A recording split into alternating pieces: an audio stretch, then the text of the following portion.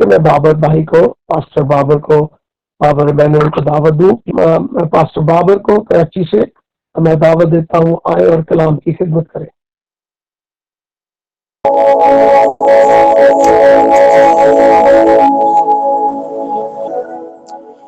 جی، خداوند یسوع مسیح کی سلامتی آپ سب کے ساتھ ہو. میں خدا کا شکر، اس کی تعریف کرتا ہوں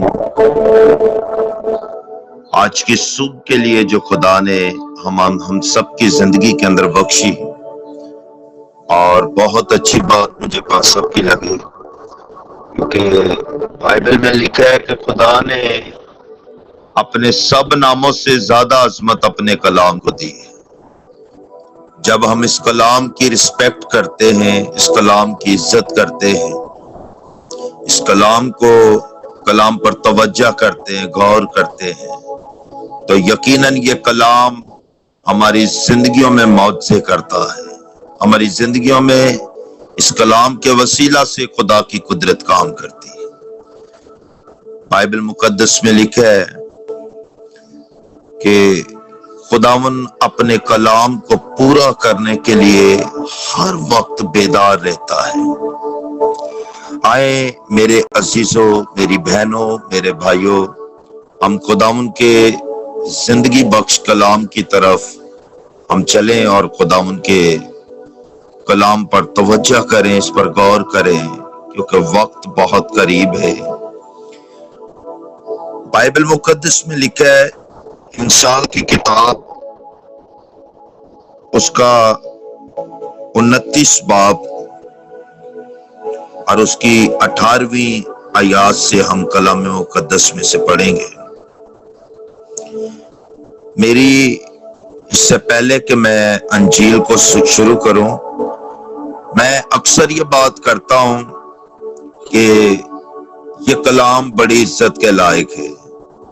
میں کہتا ہوں کہ اس سے بڑھ کر عزت ہمیں کسی اور چیز کو نہیں دینی چاہیے. جب کلام ہو تو بڑا سنجیدہ ہو کے، سیریس ہو کر ہمیں خدا کے کلام کو سننا چاہیے، کیونکہ خدا ہم سے بات کرتا ہے. بائبل مقدس میں لکھا ہے 18ویں آیت 29 باب کی، جہاں رویا نہیں وہاں لوگ بے قید ہو جاتے ہیں، لیکن شریعت پر عمل کرنے والا مبارک ہے. کتاب مقدس کا پڑھا جانا اور سنا جانا اور اس پر عمل کیا جانا ہم سب کے لیے باعث برکت ہے. خدا ان کا شکر کرتے ہیں. کلام میں لکھا ہے کہ جہاں رویا نہیں وہاں لوگ بے قید ہو جاتے ہیں. جہاں رویا نہیں ہوتی، جہاں خدا رویا دیتا نہیں، وہاں لوگ قید ہو جاتے ہیں. کیونکہ رویا کے بغیر ہم مسیح زندگی میں آگے بڑھ نہیں سکتے ہیں. ہماری زندگی کے اندر رویا کا آنا بڑا ضروری ہے. ایک خدمت گزار کے لیے،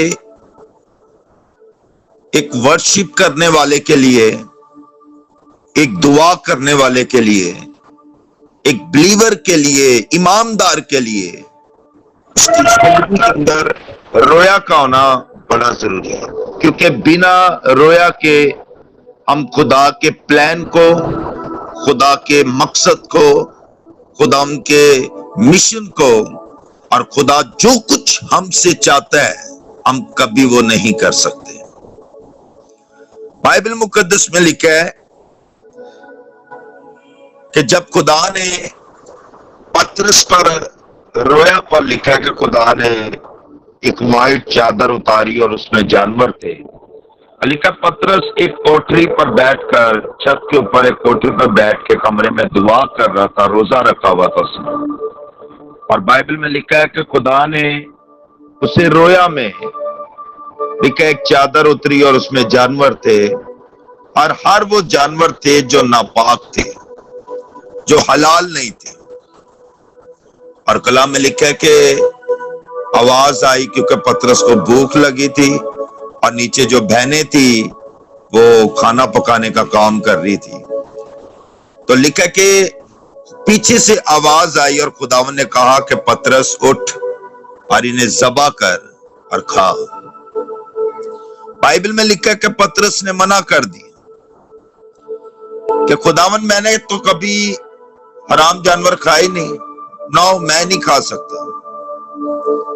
پھر دوسری بار آواز آئی کہ پترس اٹھ اور ذبح کر اور کھا، لیکن پھر اس نے یہی بات کے انکار کر دیا۔ دراصل خدا اسے کہنا کیا چاہ رہا تھا، خدا کا پلان کیا تھا، خدا کا مقصد کیا تھا، پترس اس بات کو سمجھ ہی نہیں پا رہا تھا۔ اور خدا دراصل اسے غیر اقوام میں بھیجنا چاہ رہا تھا، کیونکہ یہ لوگ اپنے ہی لوگوں میں منادی کرتے تھے اور غیر قوموں میں انجیل سنانے جاتے نہیں تھے، اور یہ کہتے تھے کہ یسوع صرف ہمارے لوگوں کے لیے آیا۔ اس لیے خدا اس کے ذہن میں اس ویژن کو، اس مشن کو ڈالنے کے لیے خدا نے ایک رویا اسے دی، اور رویا وہ تھی کہ جس میں ناپاک جانور ہے جو کھانے کے لائق نہیں ہے، قابل نہیں ہے، جن سے نفرت کی جاتی ہے، جن سے دور رہا جاتا ہے۔ خدا نے کہا کہ اسے ذبح کر اور کھا، لیکن تیسری بار کہا اس نے انکار کیا، اور چوتھی بار خدا نے کہا کہ پترس جسے خدا نے پاک ٹھہرایا ہے، تو کون ہوتا ہے کہ تو اسے ناپاک کہے؟ جا اور نیچے 2 آدمی تجھے لینے کے لیے آئے، اور جیسا وہ کہیں تو ان کے ساتھ چلے جانا۔ دراصل خدا سے کنیلیس کے گھر میں بھیجنا چاہ رہے، اور کنیلیس ایک غیر قوم کا شخص ہے، اور بائبل میں لکھا ہے کہ بے شک وہ غیر قوم کا ہے، لیکن اس کا دل خدا سے محبت سے بھرا ہوا ہے۔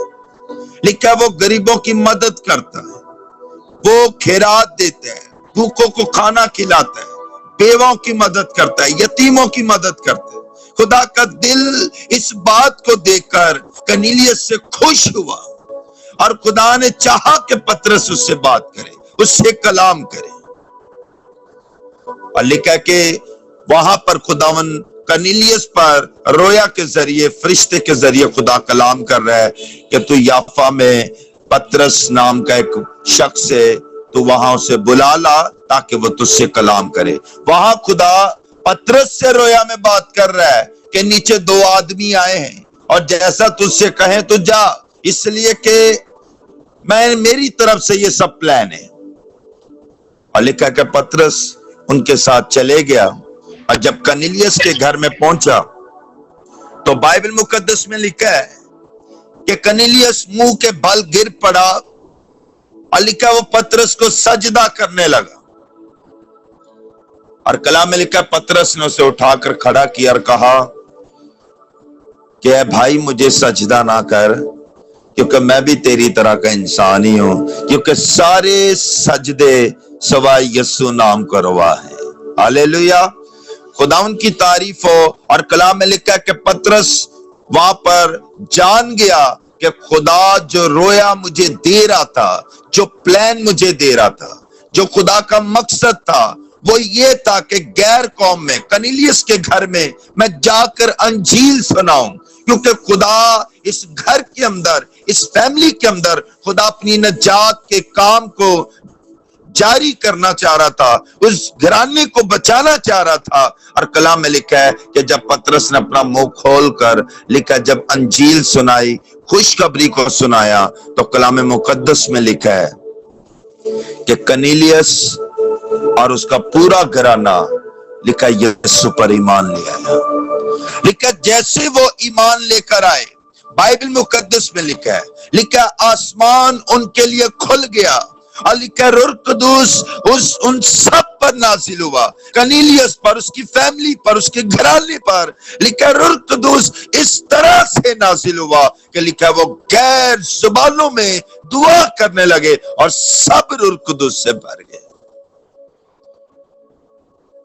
یہ رویا کا مقصد ہے کہ کنیلیس بے شک بہت اچھے کام کر رہے ہیں، بے شک وہ خیرات دے رہا ہے، بھوکوں کو کھانا کھلا رہا ہے، لیکن رویا نہیں تو بے قید ہے۔ اور جب تک روح القدس نہیں آتا انسان کی زندگی میں، تب تک انسان آزاد نہیں ہوتا، کیونکہ لکھا جہاں روح ہے وہاں آزادی ہے۔ اور جب روح القدس آتا ہے تو وہ بندھن توڑتا ہے، جوئے توڑتا ہے، قیدی رہائی پاتے ہیں، اور خدا کا روح جو ہے وہ انسان کو آزاد کرتا ہے۔ اس لیے کہ رویا کا ہونا بڑا ضروری ہے۔ بنا رویا کے ہم خدا کے پلان کو، اس کے مقصد کو، اس کے مشن کو کبھی نہیں جان سکتے۔ اسی طرح خدا نے 2013 میں تقریباً 3 دن کے روزے میں ٹھہرا ہوا تھا، اور 3 دن کے روزے میں ٹھہرنے کے بعد ابھی میں 2012 میں پاسٹر بنا، مجھے مخصوص کیا گیا، میں نے سیمنری کی، اس کے بعد پاسٹر بنا 2012 میں، اور 2013 میں خدمت کر رہا تھا کسی چرچ کے ساتھ، لیکن اس طرح سے نہیں کر پا رہا تھا جس طرح خدا چاہتا تھا۔ میں نے 3 دن کے فاسٹنگ میں چرچ کے اندر 3 دن اپنے آپ کو میں نے بند کیا، اور 3 دن فاسٹنگ میں ٹھہرا، اور 1 دن گزر گیا، 2 دن گزر گئے، تیسرا دن جب گزرنے والا تھا، دوپہر کا ٹائم تھا، تو میں دعا کر رہا تھا، اور میری دعا کا صرف مقصد ایک ہی تھا۔ میں کوئی 3 دن کے روزے میں ٹھہر کے یہ نہیں کہہ رہا تھا کہ خدا مجھے کوئی پراڈو گاڑی دے دے، یا کوئی بڑی گھر دے دے، یا کوئی بینک بیلنس دے دے، یا تو مجھے بڑھا، مجھے یہ کر وہ کر۔ نو، صرف ایک ہی بات ہے میری 3 دن کے فاسٹنگ میں، خداوند میری خدمت کے مقصد کو مجھ پر ظاہر کر، تو مجھ سے کس طرح کی خدمت لینا چاہتا ہے۔ میں نے کہا خداوند میں ایک اچھا کار پینٹر ہوں، میں 4 ویل گاڑیوں کا کام کرتا تھا ٹویوٹا سینٹر کمپنی میں، اور ایک اچھی پوسٹ پر اور اچھی سیلری پر کام کرتا تھا، اور خدا نے بڑی عزت دی تھی وہاں پہ۔ خدا مجھے وہاں سے اٹھا کر لے کر آیا۔ میں نے کہا خداوند میں اس طرح کی خدمت نہیں کرنا چاہ رہا کہ میں گلے میں بیگ ڈالوں اور گھر گھر جا کے دروازے بجاؤں، اور میں اس طرح کی خدمت نہیں کرنا چاہ رہا۔ اگر اس طرح کی خدمت کرنی ہے تو نو، میری طرف سے انکار ہے۔ میں اپنی جاب کر رہا ہوں، جاب میں خوش اور اچھا کام کر لوں گا میں۔ اگر مجھ سے خدمت لینی ہے، مجھے تو نے استعمال کرنا ہے، تو پھر ایک نئی رویا دے، مجھے پلان دے، بتا کہ تو نے مجھے کیوں چینج کیا، میری زندگی کو کیوں بدلا ہے، کیوں مجھے دنیا سے تو نے علیحدہ کیا ہے، کیوں تو نے میری زندگی میں تبدیلی کو پیدا کیا ہے، کیوں مجھے اپنے پاس بلایا، مجھے بتا میری خدمت کیا، مجھے کس طرح استعمال کرنا چاہتا۔ تو میری بہنوں، میرے بھائیوں، جب تیسرا دن میرے روزے کا تھا، دوپہر کا ٹائم تھا، تو میں آنسوؤں سے دعا کر رہا تھا، اور ایک دم سے خدا نے مجھے ایک رویا اسی ٹائم پر دی، تقریباً دوپہر کا ٹائم تھا، اور رویا ایسے تھی کہ میرے سامنے ایک بہت بڑی، جیسے ایل ڈی ہوتی ہے، کوئی فلم چلنے شروع ہو گئی، وہ پوری فلم میرے سامنے سٹارٹ ہو گئی، آنکھیں بند ہیں، آنسو نکل رہے ہیں، ہونٹ میرے بالکل خاموش ہو گئے، اور میں اس نظارے کو، اس سارے مشن کو جو خدا مجھے رویا میں دکھا رہا ہے، میں اسے دیکھ رہا ہوں۔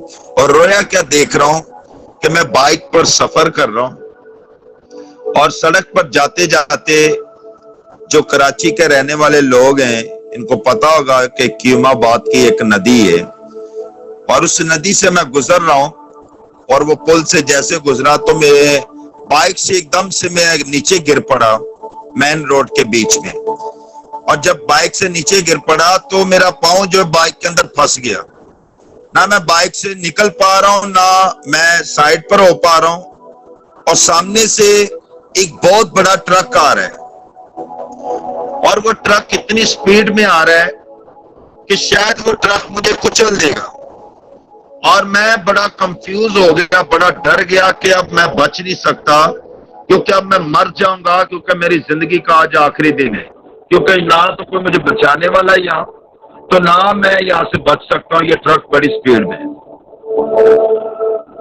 اور یقین کریں کہ جب وہ ٹرک 10 قدم دور تھا مجھ سے، تو ایسی مشکل گھڑی میں لوگوں کے ہمیشہ منہ سے آواز نکلتی ہے، ماں یا باپ کو پکارتے ہیں، لیکن میں آپ کو بتانا چاہتا ہوں کہ میرے ایک دم سے دل سے یہ آواز نکلی کہ اے یسوع مجھے بچا۔ جیسے پترس پانی میں ڈوبنے لگا تو لکھا پترس کہتا ہے یسوع مجھے بچا، لکھا اس نے اس کا ہاتھ پکڑا اور پانی سے باہر نکل آیا۔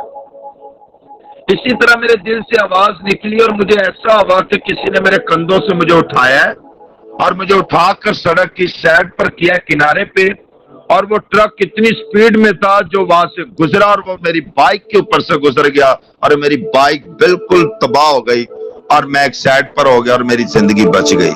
اور میں نے دیکھا کہ ایک بہت وائٹ نور ہے، روشنی ہے، اتنی روشنی، اتنا نور ہے کہ میں اپنی آنکھیں کھول کر اسے دیکھتا ہوں تو میری آنکھوں کے اندر برداشت نہیں کہ میں اسے دیکھ پاؤں، کبھی آنکھیں بند کروں کبھی دیکھوں، کبھی بند کروں کبھی دیکھوں، یعنی میری آنکھوں میں اتنی برداشت نہیں کہ میں اسے غور سے دیکھ سکوں۔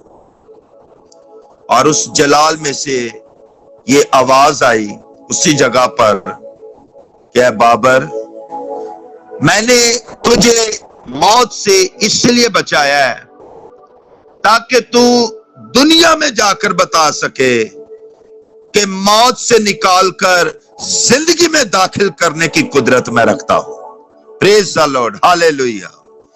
اور یہ خداوند نے پہلی رویا میری خدمت میں مجھے دی اور میں نے اس وقت سے انجیل کی منادی کرنا شروع کر دی۔ اس کے بعد 2016 میں خدا نے مجھے رویا دی اور میں پھر دعا میں ٹھہرا ہوا تھا اور خدا نے مجھ پر ظاہر کیا، اور ہمارے ایک پریئر میٹنگ تھی اور اس میں ہم دعا کر رہے تھے، اور دعا کر کے جیسے میں اپنی پرسن دعا میں آیا، اپنے گھر میں آیا، دعا میں بیٹھے تو خدا نے ایک اور جو رویا مجھے بتائی وہ یہ تھی کہ ایک بہت بڑا اسٹیڈیم ہے، گراؤنڈ ہے، اور اس گراؤنڈ کے بیچ میں سینٹر میں ایک دروازہ ہے، اور دروازے کے ایک سائڈ پر گراؤنڈ پر روشنی ہے، وائٹ پوشاک پہنے ہوئے لوگ کھڑے ہیں، اور اس گراؤنڈ کے بیچ میں جو دروازہ ہے اس کی دوسری سائڈ پر تاریکی اندھیرا ہے، یعنی آدھا گراؤنڈ روشنی سے بھرا ہوا ہے اور آدھا گراؤنڈ جو ہے وہ تاریکی سے، اور بیچ میں سینٹر میں دروازہ ہے، اور میں اس روشنی والی سائڈ پر کھڑا ہوں جہاں پر وائٹ پوشاک پہنے لوگ کھڑے ہیں، اور میں نے دیکھا کہ اس دروازے کے پاس ایک شخص آیا، وائٹ پوشاک اس نے پہنی ہوئی تھی اور وہ اس جگہ پر کھڑا تھا، اور اس نے مجھے وہاں پر بلایا کہ بابر ادھر آؤ۔ میں جب اس دروازے کے پاس پہنچا تو مجھے اس فرشتے نے کہا کہ خداوند نے تجھے اس دروازے پر کھڑا کیا ہے۔ میں سمجھ نہیں پا رہا تھا کہ یہ کیا ماجرا ہے یا کیا پلان ہے خدا کا کہ دروازے پر میں کھڑا ہو رہا ہوں۔ وجہ پھر اس فرشتے نے اس دروازے کو جب کھولا تو دیکھا کہ آگے دروازے کے پار اندھیرا ہی اندھیرا ہے، تاریکی ہے، اور نیچے لوگ چلا رہے ہیں، لوگ مدد مانگ رہے ہیں، اور لوگ کہہ رہے ہیں ہمیں بچاؤ، ہماری مدد کرو۔ اور فرشتے نے کہا کہ تاریکی سے لوگوں کو نکال اور نور میں داخل کر۔ خدا مجھے اس لیے بلایا ہے تاکہ تو تاریکی سے لوگوں کو نکال کر نور میں یعنی آسمان کے بادشاہ میں داخل کر سکے۔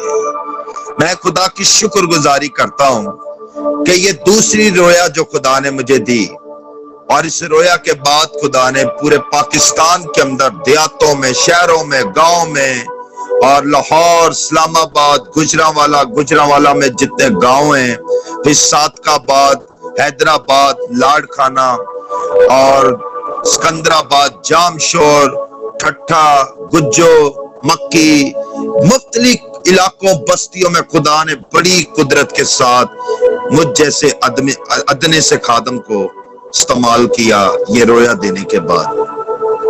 تو میرے کہنے کا مقصد یہ کہ عزیزو، جہاں رویا نہیں وہاں لوگ بے قید ہو جاتے ہیں۔ بے شک ہم دعائیں کر رہے ہیں، بے شک ہم نذرانے دے رہے ہیں، ہدیے دے رہے ہیں، हम गरीबों की मदद कर रहे हैं, यतीमों की मदद कर रहे हैं, बेशक हम भूखों को खाना खिला रहे हैं। ये सब बातें अपनी जगह पर, एक जगह पर है।